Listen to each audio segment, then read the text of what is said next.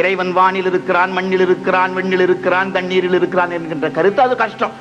இங்கே காற்றானவன் நீரானவன் தெளிவாக எளிமைப்படுத்தி பாடியவர் கவிஞர் கண்ணதாசன். தோடு மட்டும் இல்லைங்க, எனக்கு மிகவும் பிடித்த இடம் ஔவையார் பாடிட்டு வச்சாங்க. அரியது என்ன அரியது கேட்கின் தனி நடுவேலோய் அரிது அரிது மானிடராய் பிறத்தல் அரிது ஆரம்பிச்சு இனியது என்ன அரியது என்ன பெரியது என்ன எல்லாம் கேட்டு பாடி முடிச்சிருவாங்க. இவர் ஒரு இடம் சேர்த்தார் கண்ணதாசன். புதியது என்னன்னு கேட்டாங்க. கண்ணதாசன் சொன்னார், என்னைக்குமே எது புதுசா இருக்கும், பழமை மாறாமல் எது புதுசா இருக்கும். என்றும் புதியது பாடல் என்றும் புதியது. எந்த பாட்டு? பொருள் நிறைந்த பாடல் என்றும் புதியது. பொருள் இல்லாத பாட்டெல்லாம் புதுசு இல்லை.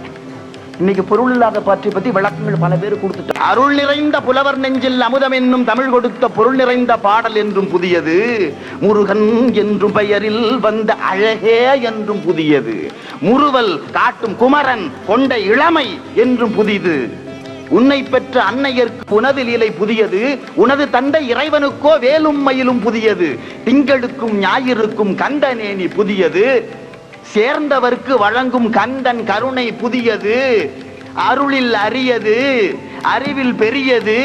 அள்ளி அள்ளி அள்ளி அள்ளி உண்ண உண்ண உண்ண உனது தமிழ் இனியது. நான் கண்ணதாசன்.